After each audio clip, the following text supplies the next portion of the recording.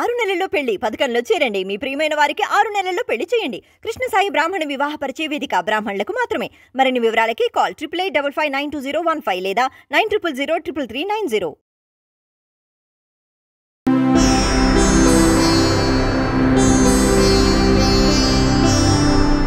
కన్యా రాశి వారికి ఈ వారం మిశ్రమమైనటువంటి గ్రహస్థితి గోచరిస్తూ ఉన్నది.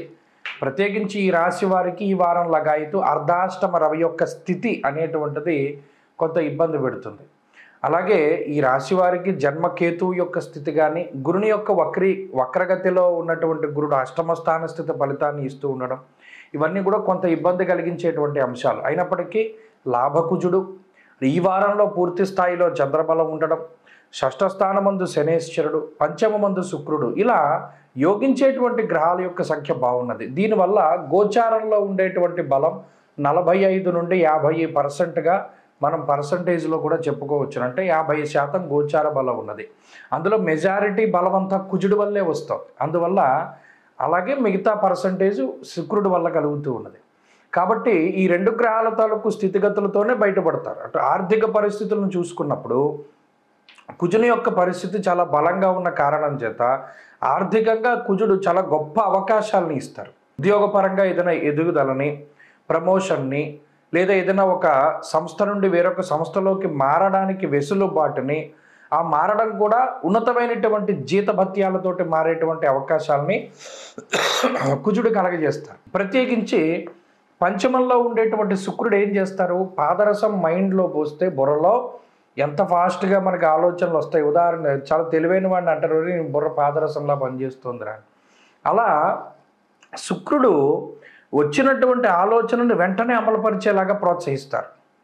కాబట్టి వీళ్ళు ఎక్కువ డిలే చేయరు. ఈ రెండు గ్రహాల వల్ల ఏంటంటే ఒక అవకాశం వచ్చింది, మంచి చెడు ఆలోచించుకుని వెంటనే ముందుకెళ్ళిపోతారు. ఆ రకంగా కొంత మంచి జరుగుతుంది. కాబట్టి ఆర్థికంగా బాగున్నది, ఆరోగ్య పరిస్థితులు కన్యారాశి వారికి బాగున్నాయి.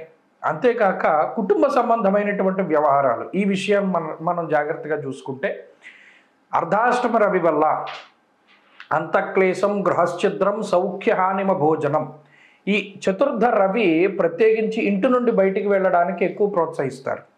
అంటే అది ఉద్యోగం వల్ల, వ్యాపారం వల్ల ఇంటికి దూరంగా ఉండొచ్చు, లేదా మరి ఏ ఇతరత్ర కారణాల వల్ల అయినా సరే ఇంటికి దూరంగా ఉండడానికి అవకాశాలను కల్పిస్తారు.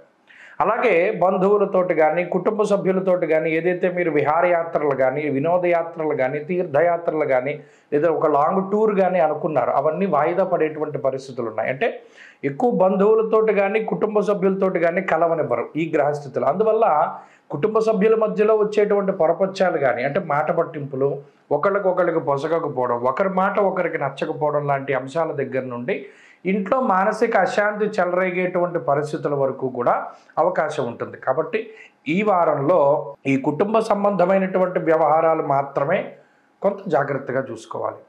ఉద్యోగ వ్యాపారాలు బాగున్నాయి, ఆర్థిక స్థితిగతులు బాగున్నాయి, చదువు బాగున్నది. స్త్రీలకి కూడా ఈ గ్రహస్థితి ఉపయోగపడుతుంది. ఈ రాశివారి ఈ వారం మరింత అనుకూలమైనటువంటి ఫలితాలను సాధించడానికే సూర్యారాధన చేస్తూ ఉండడం చెప్పదగినటువంటి సూచన. ఈ వారంలో కలిసి వచ్చేటువంటి రోజు బుధవారంగా చెప్పవచ్చును. అదృష్ట సంఖ్య 2, అదృష్ట వర్ణము తెలుపు.